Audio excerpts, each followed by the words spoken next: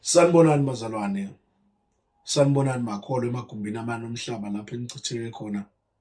Ngiyanibingelela egameni lenkosi yethu Jesu. Lokhulumayo umpostoli Bonginkosi, izambulo nemfihlakalo noma izimfihlakalo nezambulo. Isihloko esobe sikhuluma ngaso namhlanje sobe sikhuluma ngesihloko sokukhuleka. Kuyini ukukhuleka? Ukukhuleka kukuxhumana phakathi komzalwane noNkulunkulu.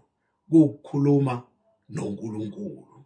Kukhuleka kanjani-ke kuNkulunkulu? Lithi izwi lapha kuJohane 4:24. Lithi uNkulunkulu ukhulekwa ngomoya ngoba naye ungumoya. So, uma siya kuNkulunkulu kumele siye nathi sikusimo sikamoya noma sibe kumoya. Into eyenza ukuthi sivala amehlo ukuthi uma sivala amehlo siyashifta kufocus yenyama, si-accesse umoya. So, uma uvala amehlo noma ungawavala manje la uhleli khona, you'll understand ukuthi awusekho kuzinto oyibonayo ezi-physical, uba kwenye ilevel noma uba kwamanye amandla amathile wokuxhumana. So kubalulekile ukuwavala amehlo. Bakhona-ke nalaba abangawavala amehlo, asisho ukuthi akubalulekanga, but mhlambe bona bakwenye ilevel yokuthandaza, ngoba sometimes if they can concentrate kumkhuleko wabo baba bawuvulile amehlo noma babona izinto ezenzakala phambi kwabo, it means that bakwenye level. So uma sikhuleka-ke kuNkulunkulu kumele sigcine sithibe ezintweni ezenzakalayo noma esizizwayo ku-surrounding yethu, bese sifocusa kulo esikhuluma naye, okuNkulunkulu esikhuluma naye ngomoya. Uyahluka-ke umkhuleko. Umkhuleko uhluka kabili. Kukhona umkhuleko wokuphimisela bese kuba khona umkhuleko wokububula. Uma ububula-ke kukhuluma ingaphakathi lakho ubungaphimiseli emlonyeni. Ukhuluma wena ngaphakathi ngomoya, abanye bathi ukhuluma ngenhliziyo. Then bese umtshela konke uNkulunkulu. Sivakazela izwi laphayana kumaHubo 38:39. Lithi inkosi ukufisa kwami konke makwazi nguwe Nkulunkulu wami. Uma ngibubula ngikhulule kwaboni noma kwababi noma ngikhulule ekufeni. Ukububula kuwukukhuleka okunamandla ngoba kusuke kukhuleka your spirit, kusuke kukhuleka lo muntu ongaphakathi kwakho.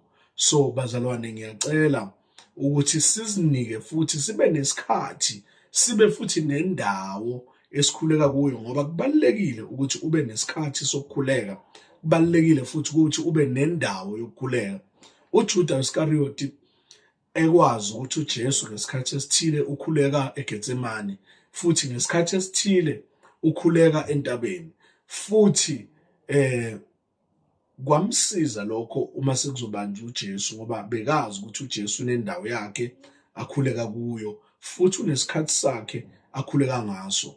Esikhathini esiphila kuso manje, amakholwa esihamba nawo endleleni awanayo indawo, awanaso isikhathi abakhuleka ngaso.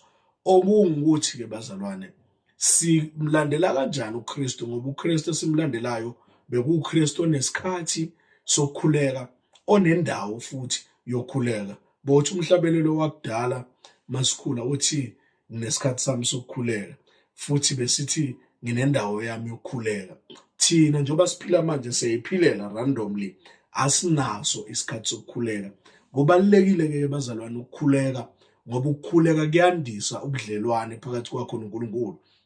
Uyabona nje uma unobudlelwane nomuntu noma nabantu abathize, uma ningakhulumi ningaxhumani, ubudlelwane benu buyafadalala futhi buyasogola, ngoba anixhumani, anikhulumi, anithintani, anazi lutho ngomunye. So kuyakukhulisa kakhulu uma ukhuleka, uzinike isikhathi, uzinike ithuba esukwini noma ebudeni bosuku lwakho. Uma uphila, kubalulekile ukuthi ube nesikhathi sokuthi uthandaze noma ube nesikhathi sokuthi ukhuleke.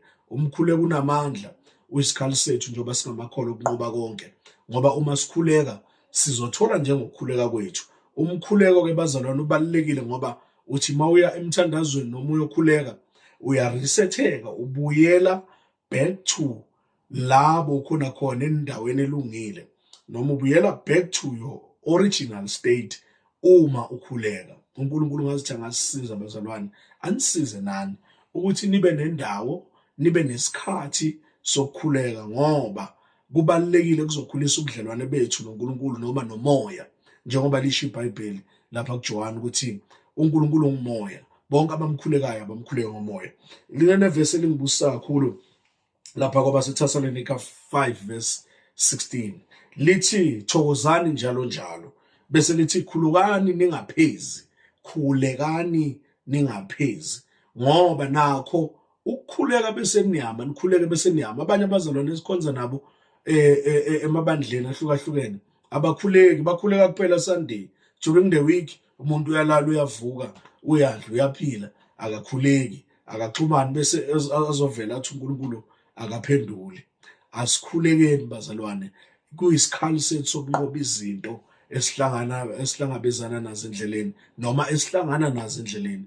uNkulunkulu ngazuthi angasisiza, asiphe amandla okukhuleka, ngoba kudinga amandla futhi ekukhulekeni. Unokuzizwa nawe uma uthi uyakhuleka ugcina ungasazizwa nokuthi uthini. So kumele sikhulekele umoya oyingcwele ukuthi asifundise ukuthandaza, futhi uma sikhuleka, like lathi iBhayibheli, umoya oyingcwele uyasibubulela kusimakade, usicelela kahle, usilungiselela imithandazo yethu, ngoba kuhlezi okunye singakubeki kahle kuNkulunkulu, kodwa umoya oyingcwele uyasilungiselela umthandazo wethu.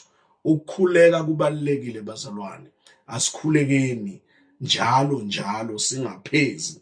Bese lithi-ke le vesi lawaseThesalonika lithi bongani njalo kukho konke, ningamcimi umoya oyingcwele. Kusho umoya oyingcwele okithi noma umoya oyingcwele esiphila ngayo, sinikeza i-direction, noba ngumbonisi noba ngumduduzi, singamcimi, kodwa siqhubeke njalo ekukhulekeni kwethu, ukuze sikhule nathi ngaphakathi lethu, umoya wethu ukhule. Kumele njalo sihlale sikhulekele noma ngabe yini, sikhulekele abantwana bethu, sikhulekele imisebenzi yethu, sikhulekele impilo yethu, sikhulekele abaholi bethu, sikhulekele noma ngabe siphi isimo esibhekana nasempilweni, ngoba umkhuleko unamandla. Like lathi iculo, umkhuleko unamandla uma thina sikhuleka ngokukholwa. Bese lithi letha konke kuJesu ngomkhuleko. Inkosi inibusise, yenzani ukuthi kube impilo yenu ukukhuleka, yenzani ukuthi kube injwayelo ukukhuleka. Inkosi yomusa inibusise. Amen and amen.